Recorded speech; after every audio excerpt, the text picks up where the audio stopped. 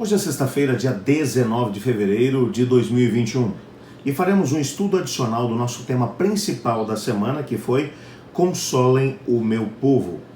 Você está no canal, eu estudo a lição com o pastor Samuel Camilo. O nosso estudo de hoje está baseado no texto de Ellen White do livro Profetas e Reis, na página 311.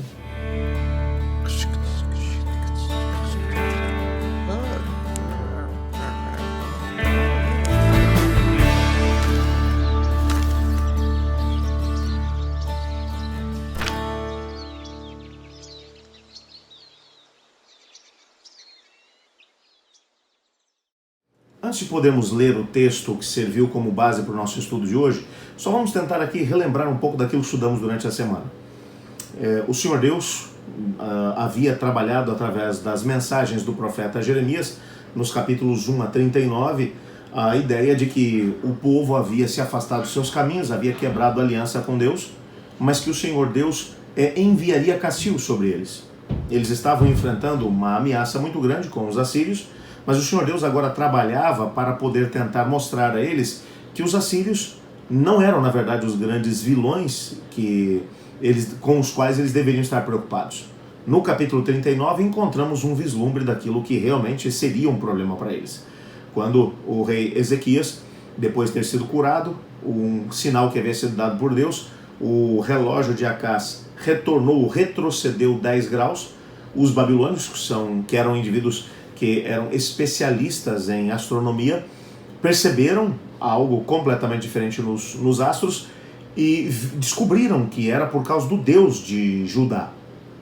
Foram até Jerusalém para poder saber desse Deus, porque esse Deus tinha o poder de fazer com que os astros retrocedessem e a sombra do sol voltasse 10 graus, ele poderia com certeza acabar com seus arqui-inimigos, os assírios. Mas eles vêm para poder conhecer Deus, mas o que acabam recebendo, o rei Ezequias acaba deixando naquele momento que a arrogância tomasse conta das suas atitudes, e ele começa a mostrar tudo que ele tem no seu palácio, suas riquezas, suas construções, seus armamentos, suas estratégias, e o profeta Isaías vem até ele e diz assim: Deus tem uma mensagem para você, ele te curou, ele te manteve, mas você não deu glória ao nome dele, mas buscou toda a glória para si mesmo, pois esses mesmos babilônios voltarão, tomarão o seu país, os seus filhos serão levados como escravos, e todas as riquezas e os armamentos que você mostrou para eles irão para a terra dos caldeus. Portanto, o capítulo 39 já mostra claramente que os indivíduos que invadiriam o país seriam os babilônios. Agora, a partir do capítulo 40, Isaías ele vai, de alguma maneira, avançar no tempo, algo em torno de 150 anos.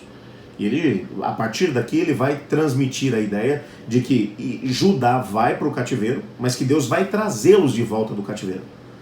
E que agora, o capítulo 40, de maneira muito especial, vai trabalhar a ideia de que o Senhor Deus, ele estará trabalhando para poder conseguir fazer com que o seu povo retornasse. Como é que isso iria acontecer? Haveria um processo através do qual os caminhos seriam aplanados, a mensagem do Senhor seria pregoada, a glória de Deus se manifestaria através dos seus filhos e ele poderia salvá-los, ele estaria de novo junto com o seu povo. Mas o grande problema que eles enfrentavam, que Judá enfrentava, que era o problema da idolatria, é apresentado ainda no capítulo 40, como vimos na lição de ontem. E agora Ellen White vai desdobrar aqui através do texto do livro Profetas e Reis, na página 311, um pouco daquilo que era o problema que Judá enfrentava nos tempos de Isaías. Olha o que ela vai dizer. Permita-me ler o texto. Nos dias de Isaías, o entendimento espiritual da humanidade havia se obscurecido por uma concepção errada a respeito de Deus. Durante muito tempo, Satanás havia procurado levar os seres humanos a ver o seu Criador como o autor do pecado, do sofrimento e da morte. Aqueles que ele tinha conseguido enganar consideravam Deus como alguém duro e exigente. Achavam que ele estivesse sempre pronto para denunciar e condenar, e que não estivesse disposto a receber o pecador quando ainda estivesse, ou quando ainda existisse um motivo legal para não ajudá-lo. A lei do amor, pelo qual o céu é regido, havia sido falsamente representada pelo arqui-enganador como uma restrição imposta à felicidade dos seres humanos, um pesado jugo do qual deviam sentir-se alegres por se verem livres. Ele declarou que os preceitos dessa lei não podiam ser obedecidos e que as penalidades da transgressão eram impostas arbitrariamente por Deus. Ou seja, ela está trabalhando aqui a ideia de que o inimigo havia trabalhado com as pessoas dos dias de Isaías, mencionando que havia um abismo entre eles e Deus. E que o pecado, que é a transgressão da lei de Deus, ele deveria ser visto de maneira muito séria. E até aqui tudo bem, estou de acordo com aquilo que ele estava mencionando. Mas o problema vem na sequência. Ele vai mencionar que a lei de Deus é impossível de ser guardada e que Deus não é um Deus que estabelece leis para poder proteger a liberdade do ser humano, mas ao contrário, para tolher essa mesma liberdade.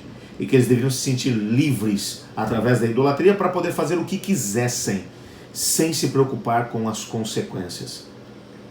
Por isso a sociedade dos dias de Isaías acabou se tornando uma sociedade idólatra e corrompida e que quase entrou em autodestruição. Mas o mesmo tipo de pensamento tem norteado o pensamento da nossa sociedade hoje. A maior parte das pessoas menospreza as leis de Deus. Estão preocupados em satisfazer as suas próprias necessidades, em consumir e em buscar o prazer independente das circunstâncias. E hoje em dia aquilo que a maior parte das pessoas diz é: se me faz feliz, então é certo.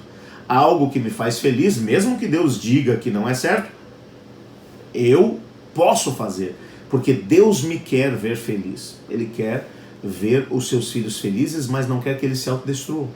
E o pecado sempre levará à degradação do ser humano, a fazer com que a imagem de Deus que deveria resplandecer no ser humano fique ofuscada e que o ser humano entre num período de autodestruição.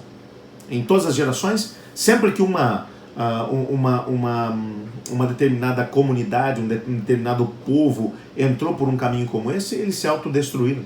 Como foi o caso da sociedade antediluviana, como foi o caso da sociedade de Sodoma, Gomorra e as cidades das Campinas, e como será o caso da sociedade que estará vivendo exatamente antes dos dias de Jesus Cristo.